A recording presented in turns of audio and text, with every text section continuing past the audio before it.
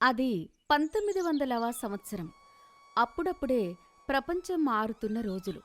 కాని దట్టమైన నల్లమల అడవుల మధ్యలో కొండల చాటున ఉన్న నిద్రగన్నవరం అనే గ్రామం మాత్రం కాలంతో పాటు పరిగెత్తడం లేదు సరికదా, అసలు కదలడమే మానేసింది.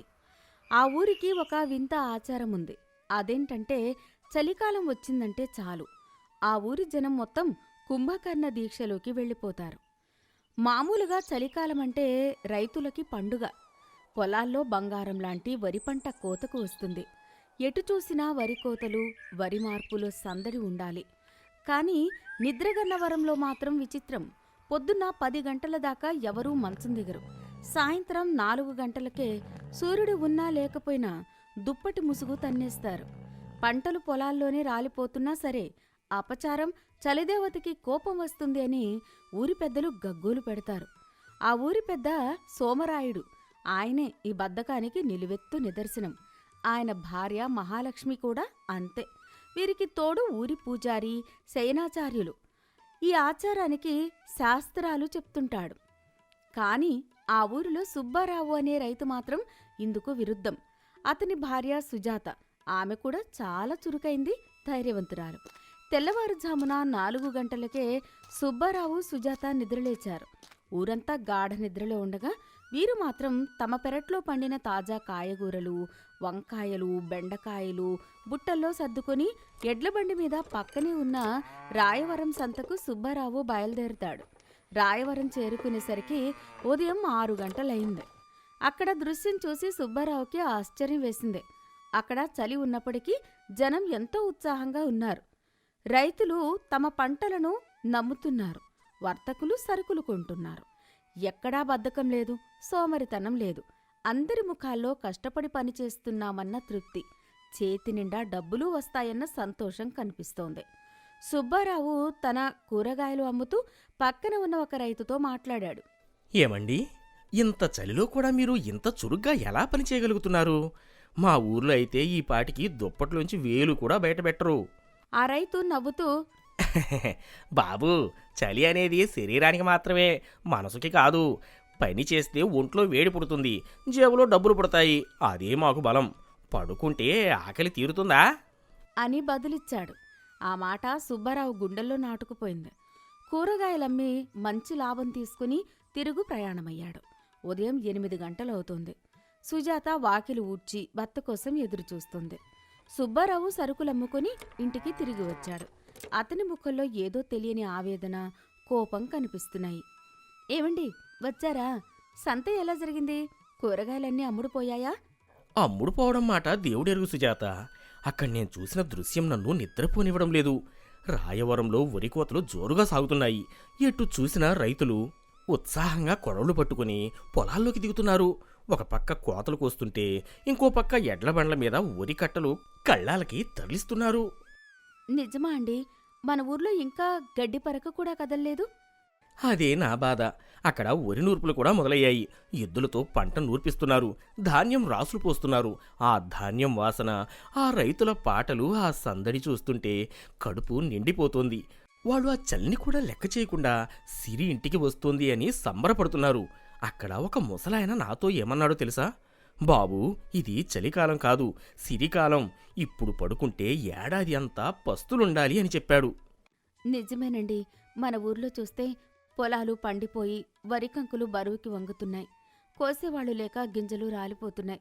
ఎలుకలు, పక్షులు మన పంటని తినేస్తున్నాయి. ఆచారం, సాంప్రదాయమని చెప్పి బద్ధకాన్ని పెంచుకుంటున్నారు. ఇది అన్యాయం. అవును సుజాత, ఇన్నాళ్ళు వాళ్ల కర్మ అని వదిలేశాను. కానీ ఆ రాయవరం వెలుగు చూశాక మన ఊరి చీకటిని చూసి భరించలేకపోతున్నాను. మన నిద్రగన్వరం కూడా మారాలి. మన రైతులు కూడా తలెత్తుకుని బతకాలి. మరి ఏం చేద్దామండి? ఆ సోమరాయుడు గారు, పంతులు గారు వింటారా? విన్నా వినకపోయినా చెప్పాలి. ఈరోజే ఆ సోమరాయుడు గారి ఇంటికి వెళ్ళి నిలదీస్తా. పంట చేతికొచ్చినప్పుడు పడుకుంటే లక్ష్మీదేవిని గడప బయట గెంటేసినట్టే అని చెప్తా. నేను కూడా మీతో వస్తాను. ఇద్దరం కలిసి పోరాడదాం. ఇద్దరూ గట్టి నిర్ణయం తీసుకుని ఇంటి నుంచి బయలుదేరారు. సుబ్బారావు, సుజాత వీధిలోకి వచ్చారు. ఉదయం 9 గంటలవుతున్నా ఊరంతా శ్మశాన నిశ్శబ్దం ఆవరించి ఉంది. వీధులన్నీ నిర్మానుష్యంగా ఉన్నాయి. అక్కడక్కడ కుక్కలు కూడా ముడుచుకుని పడుకుని ఉన్నాయి. వారు నేరుగా ఊరి పెద్ద సోమరాయుడి ఇంటికి వెళ్లారు. సుబ్బారావు ఇంటి బయట నుంచి, సోమరాయుడు గారు, ఓ సోమరాయుడు గారు, లేవండి. తెల్లారి జాము దాటి సూర్యుడు నడినెత్తికి వస్తున్నాడు. ఇంట్లో నుంచి ఎలాంటి స్పందన లేదు. కేవలం గురక శబ్దాలు మాత్రమే వినిపిస్తున్నాయి. సుబ్బారావు విసుగ్గా లోపలికి వెళ్ళాడు. సుజాత కూడా వెనకకు వెళ్ళింది. వరండాలో దృశ్యం చూసి సుబ్బారావుకి నవ్వాలో ఏడవాలో అర్థం కాలేదు. అక్కడ వరండాలో 3 మంచాలు వేసి ఉన్నాయి. మధ్య మంచం మీద సోమరాయుడు, కుడిపక్క మంచం మీద ఆయన భార్య మహాలక్ష్మి, ఎడమపక్క మంచం మీద కొడుకు నిద్రనారాయణ, ముగ్గురు చెరొక మంచం మీద తలో గొంగళ్ళు కప్పుకొని పెద్ద ఎలుగుబంట్లలా పడుకొని ఉన్నారు. సుబ్బారావు సోమరాయుడిని గట్టిగా కుదిపాడు. సోమరాయుడు ఉలిక్కిపడి కళ్ళు తెరవకుండానే భయంతో, ఎవరది? చలిదేవత వచ్చిందా? నైవేద్యం వంటగదిలో ఉంది, తినేసి వెళ్ళు తల్లి. నా ఒంట్లో ఇంకా వేడి పుట్టలేదు. చలిదేవత కాదు, నేను సుబ్బారావుని. లేవండి బాబు. పొలాల్లో వరి పంట ఎండిపోతోంది. కోతలు మొదలు పెట్టకపోతే గింజ రాలదు. సోమరాయుడు సుబ్బారావుని చూసి చిరాకు పడ్డాడు. ఒరే సుబ్బో, నీకు బుద్ధి ఉందా? ఇది చలికాలంరా. మన ఊరి ఆచారం మర్చిపోయావా? ఈ 3 నెలలు మనం శక్తిని ఆదా చేయాలి.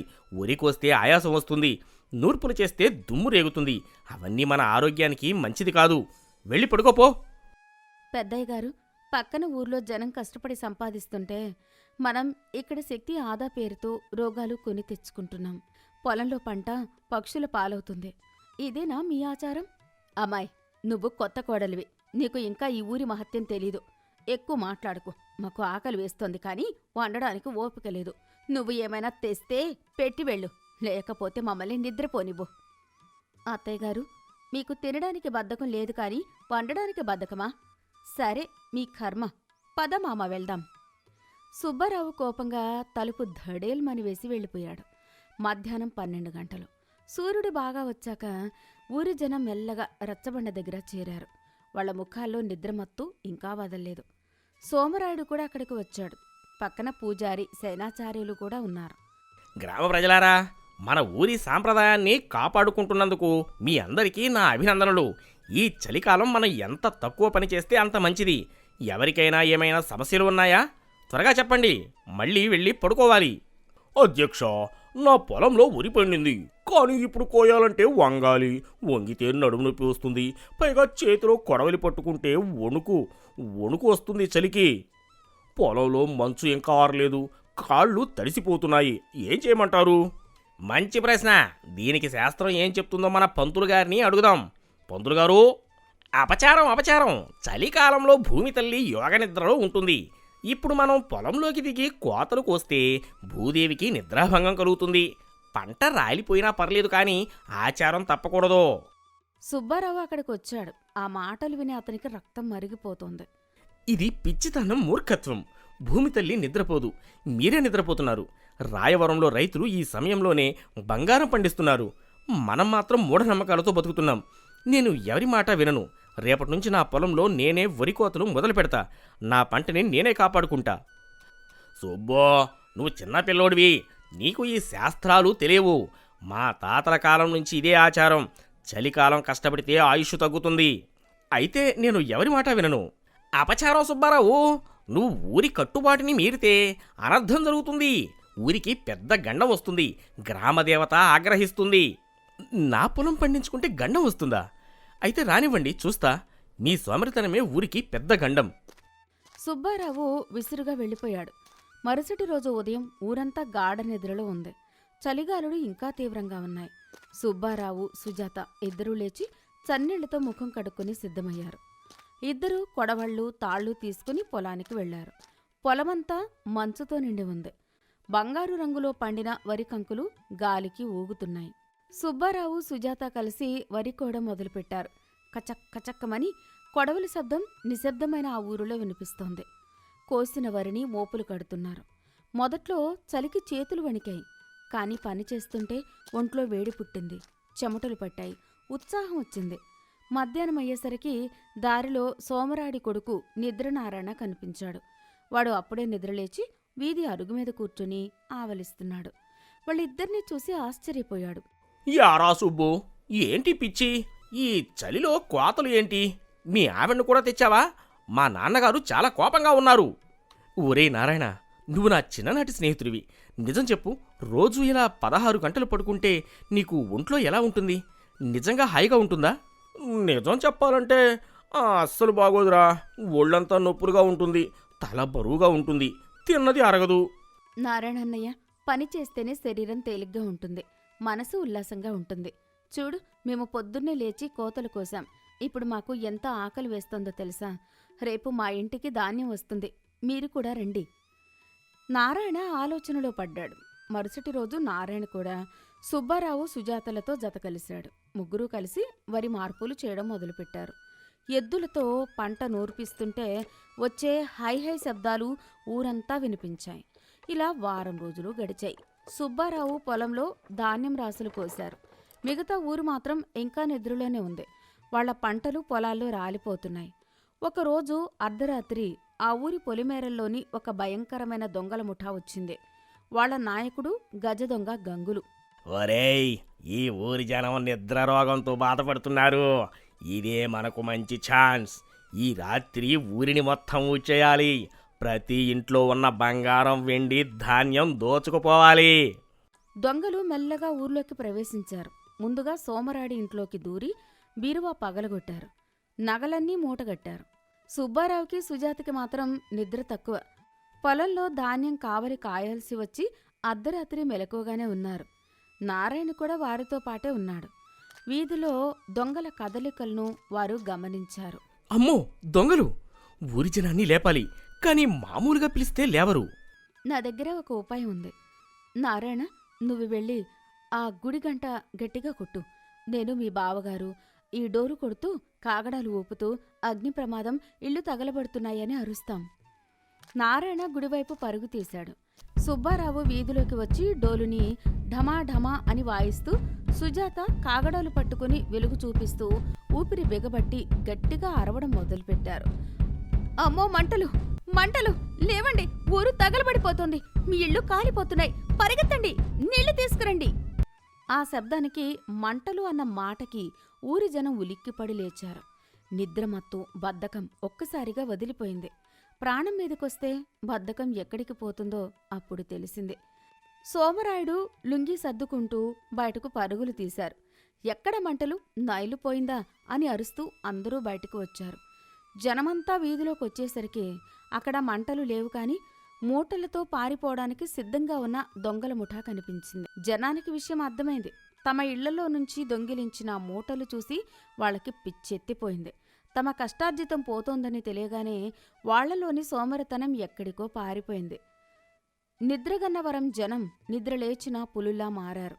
అదిగోండి, మంటలు కాదు, మన ఆస్తిని దోచుకుపోతున్న దొంగలు, పట్టుకోండి. ఒరేయ్, ఇది నా బియ్యం బస్తా, నా పెళ్ళం నగలు, పట్టుకోండిరా. అందరూ చేతికి దొరికిన కర్రలు, రాళ్ళు, చీపులు, రోకలి, బండలు తీసుకుని దొంగల మీద పడ్డారు. బద్ధకం బారయ్య కూడా ఒక పెద్ద గుణపం తీసుకుని, నా జోలికి వస్తారా, నా నిద్ర చెడగొడతారా అని దొంగల మీదకు దూకాడు. దొంగలు ఊహించని పరిణామానికి బెంబేలెత్తిపోయారు. ఈ ఊరి జనం నిద్రపోతారు అనుకుంటే దయ్యాల మీద పడుతున్నారు అని భయపడి మూటలు వదిలేసి పారిపోయారు. ఊరి జనమంతా రచ్చబండ దగ్గర చేరారు. సోమరాయుడు, సుబ్బారావు, సుజాతల దగ్గరికి వచ్చాడు. సుబ్బారావు, సుజాతమ్మ, నన్ను క్షమించండి. మీరు లేకపోతే ఈ రాత్రి మా ఇల్లు గుల్లయ్యేది. మా స్వామిరితనమే మాకు శత్రువు అని నిరూపించారు. మీ తెలివి, ధైర్యం మమ్మల్ని కాపాడాయి. పెద్దయ్యగారు, మనం చలి అని భయపడి దుప్పట్లో దాక్కున్నాం, అదే మన బలహీనత అని దొంగలు కనిపెట్టారు. స్వామిరితనమనేది శత్రువులకి ఆహ్వానం లాంటిది. ఇప్పుడైనా చూడండి, నా పొలంలో ధాన్యం ఇంటికి వచ్చింది, మీ పొలాల్లో పంట రాలిపోతుంది. ఇప్పటికైనా మేలుకోనండి. నిజమే సుబ్బు, నిన్న రాత్రి నాకు జ్ఞానోదయం అయింది. భూమి తల్లి నిద్రపోదు, మనమే నిద్రపోయాం. శ్రమలోనే లక్ష్మీదేవి ఉంటుంది. నాన్న, సుబ్బారావు చెప్పింది నిజం. పని చేస్తే వచ్చే ఆనందం వేరు. నేను ఇన్ని రోజులు వృధాగా పడుకున్నాను. ఇకపై సుబ్బారావుతో కలిసి పొలం పనుల్లో ఉంటాను. ఆ సంఘటనతో నిద్రగన్నవరం పూర్తిగా మారిపోయింది. కుంభకర్ణ దీక్ష రద్దయింది. చలికాలం అయినా సరే జనం పొద్దున్నే లేచి చలిమంటలు వేసుకుని వేడివేడి గంజి తాగి ఉత్సాహంగా పనుల్లోకి వెళ్లడం మొదలుపెట్టారు. ఊరంతా వరికోతలు, వరి మార్పులు, పండుగలా మొదలయ్యాయి. పొలాల్లో జానపద గీతాలు వినిపిస్తున్నాయి. ఎడ్లబండ్లు ధాన్యంతో ఇళ్లకు వస్తున్నాయి. ఆ ధాన్యం రాసుల్ని చూస్తుంటే ఆ ఊరికి కొత్త కళ వచ్చింది. ఆరోగ్యం కూడా బాగుపడింది. నీతి: కాలం మారింది. ఆ ఊరి ప్రజలు కష్టపడ్డంలో ఉన్న ఆనందాన్ని, ఆరోగ్యాన్ని తెలుసుకున్నారు. చలి అనేది పనికి అడ్డు కాదని, అది మనసుకు సంబంధించిన భయం మాత్రమే అని గ్రహించారు. సుబ్బారావు, సుజాత ఆ ఊరి ఆదర్శ దంపతులుగా నిలిచిపోయారు.